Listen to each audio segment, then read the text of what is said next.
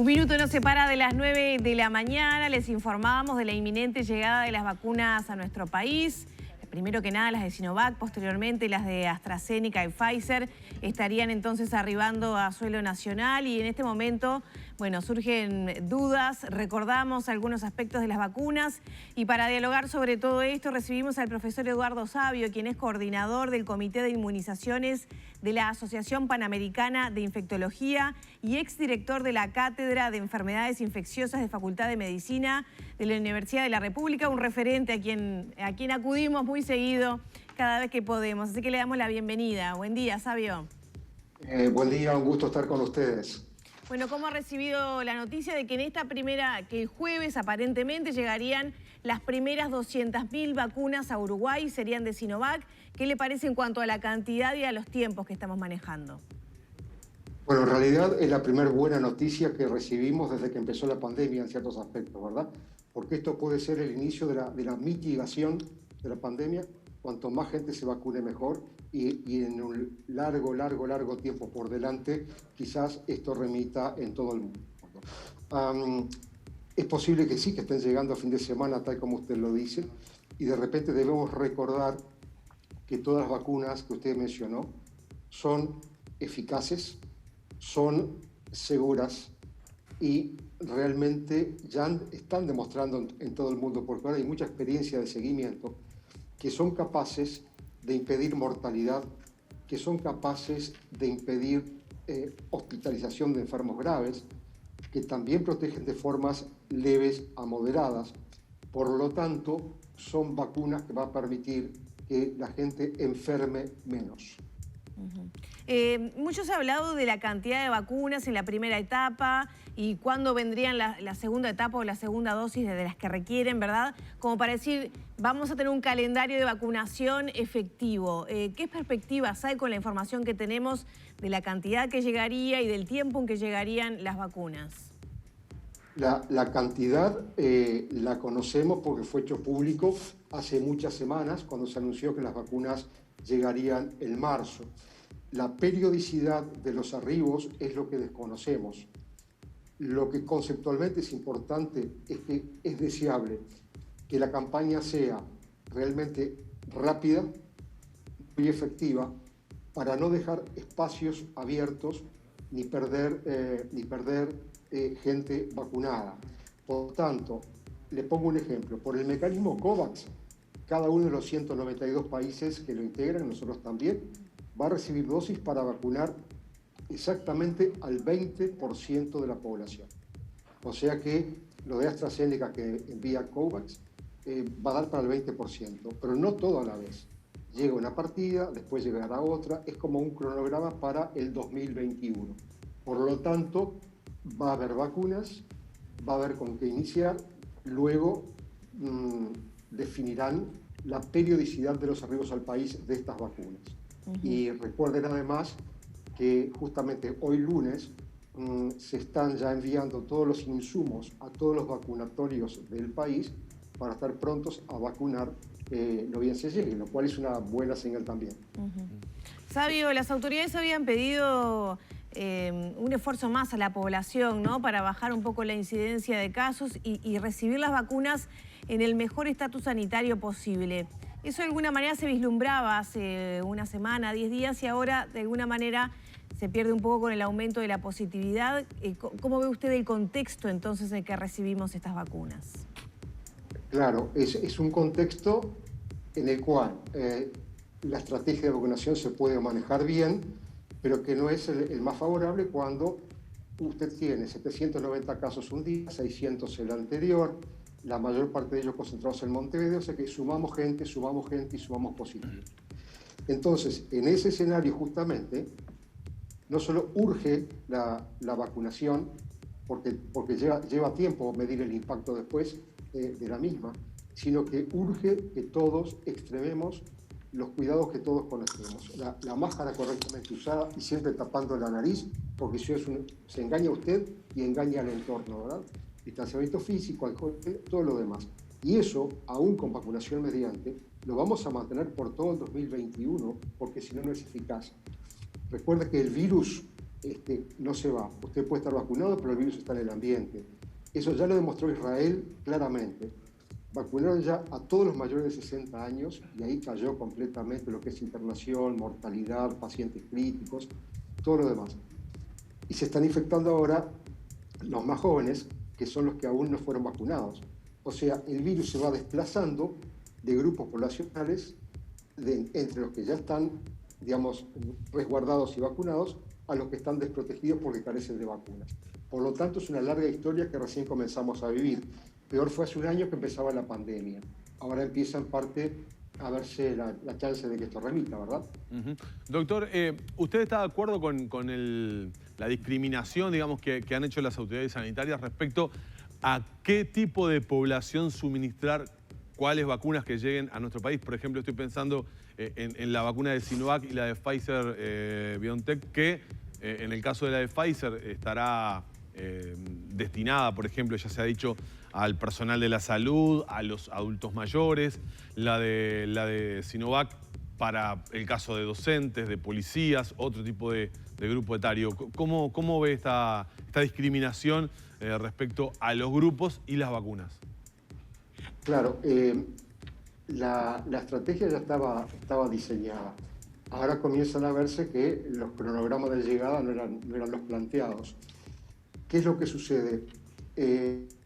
Los trabajadores de la salud y algún otro grupo realmente se habían separado para recibir la vacunación de Pfizer porque somos los más expuestos y por lo tanto a los de mayor exposición había que darle una vacuna que ya venía probando ser muy efectiva.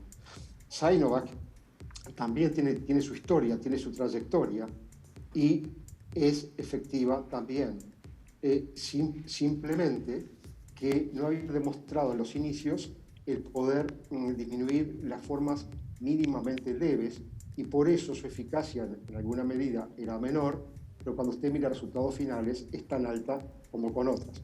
Por lo tanto, está bien que se haga así y habrá que ver cuándo van llegando el resto de las vacunas, porque de repente seguramente no vamos a tener opción de elegir qué vacuna, pero yo me voy a dar la que me corresponde. Se va a suministrar según el tipo, el grupo de riesgo, población etaria que uno corresponde. Es decir, no vamos a tener la posibilidad de elegir, quiero esta o esta, es la que nos corresponda. Así parece ser, pero de todas maneras tiene que haber un margen para cierta vía de excepción. Por ejemplo, pacientes con antecedentes de reacciones anafilácticas severas, ya probadas, hiperalérgicos. Bueno, quizás cuando se anoten por la web haya un campo que pueda decir las comorbilidades y esa persona quizás sea seleccionada para recibir la vacuna X y no la vacuna Y. Siempre tiene que haber un margen de maniobra cuando uno aplica vacunas. Claro. Doctor, le quiero preguntar también por otro tema, porque este invierno pasado prácticamente no hablamos de enfermedades respiratorias, por ejemplo, debido a la influenza, es decir, el uso de mascarilla, el confinamiento que muchas personas lograron adoptar bajo aquel lema quédate en casa, ayudó a que enfermedades propias del invierno y de la época no estuvieran presentes. Eso fue algo bueno. También hay que recordar que se vacunó 1 millón de personas contra la gripe el año pasado, producto un poco también con el efecto psicológico del coronavirus. ¿Qué va a pasar con el tema campaña de vacunación antigripal? ¿Y qué periodo ventana debe existir, por ejemplo, para una persona que se le suministra las 2 dosis de la vacuna para el COVID-19 y que también quiere inmunizarse para la vacuna de la gripe? ¿Tiene que haber un periodo ventana? ¿Se la puede suministrar en el mismo acto? ¿Tiene que dejar un tiempo? Sí, muy buena su pregunta, porque la respuesta es que hasta el momento actual no se sabe qué tipo de interacciones podría haber o no entre vacuna antigripal y las vacunas anti-COVID. Eso no está dicho. Por lo tanto, lo que uno piensa es que debemos priorizar lo más grave, que es el COVID y vacunarnos, y luego, con los meses, iremos sabiendo si es compatible con la de gripe o no, y si nos vacunaremos contra la gripe o no este año. De todas formas, como usted decía también, Ya con el hecho de que cambiamos un poco los hábitos, algunos por lo menos, nos protegemos con máscaras, tenemos ambientes ventilados, nos hacinamos menos, sin duda va a circular menos virus de la gripe, como pasó todo el año, y quizás eso no sea hoy por hoy lo prioritario. Quizás en algunos días haya respuestas. Hasta hace 2 días, OMS decía claramente que no tenían evidencias para sugerir la vacunación simultánea con gripe u otras vacunas frente a las vacunas anti-COVID.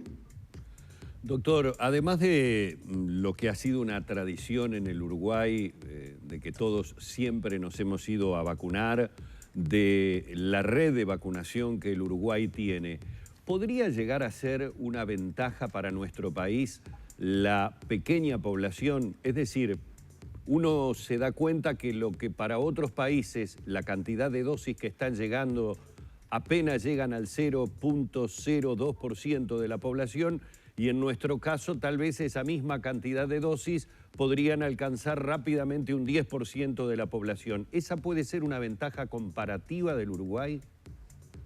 Sí, puede ser. El número poblacional sin duda es una ventaja.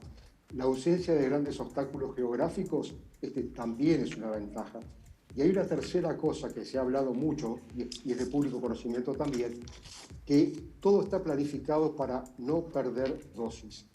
Esto es, a cada vacunatorio llegan por día las dosis indicadas para las personas que se van a vacunar, y de hecho, si hay 2 personas que desean, que no fueron, que no perdieron su lugar, se convoca de inmediato a otras 2 para no perder nada. Ya son lecciones aprendidas de lo que pasa en Latinoamérica, ¿verdad? Países que perdieron lotes y lotes de dosis por falta de logística adecuada, desperdicio de dosis por cargarlas mal, una cantidad de cosas. La vacunación en Latinoamérica es simbólica, excepto en Chile, claramente. En los demás países sí se ha iniciado la campaña, aparece la foto del primer vacunado, ¿no? como siempre, pero después se avanza extremadamente lento. Yo diría que Chile está vacunando en una forma privilegiada en las Américas. Argentina va lento, pero está en marcha. Brasil va muy lento también. Y hay ciudades, hay 6 capitales federales, incluyendo Río de Janeiro, que ya suspendieron la vacunación por no tener dosis para dar. O sea, tenemos que estar atentos a todos y que nada nos sorprenda. Ya para cerrar, doctor, ¿qué pasa con las mutaciones del virus, ¿no? Porque también mucho se ha venido hablando de que la cepa sudafricana, la británica, no tendrían cobertura por estas vacunas. ¿Qué se sabe hasta ahora? ¿Qué incidencia podrían tener en nuestro país? Sí, de momento casi todos los gobiernos y los proveedores están indicando que no han podido demostrar aún un impacto importante que interfiera entre las vacunas disponibles y las variantes que hay muy numerosas. Pero eso es una posibilidad y es importantísimo porque las campañas de vacunación, una vez más, tienen que ser muy rápidas en el tiempo, con mucha velocidad y cubriendo a mucha gente. ¿Y por qué? Para cubrir el mayor grupo de población posible y hacer que las variantes emergentes no aparezcan y ocupen el lugar de otras. Ya hay países donde predomina la variante del Reino Unido, muy lejos del Reino Unido, y la variante sudafricana, que es la que más podría afectar algunas vacunas, también ya está saliendo de allí. O sea que la vacunación muy rápida, amplia y a todo el mundo es prioritaria, entre otras cosas, para evitar justamente el impacto futuro de las variantes de SARS, coronavirus 2. Bien, muchísimas gracias por estos minutos, este diálogo con Arriba Gente. Bueno, estamos a las órdenes cuando quieran seguir conversando. Buenos días. Gracias. Siempre, bueno, dispuesto a las consultas que tenemos el doctor Eduardo Savio, así que cerramos por aquí esta entrevista.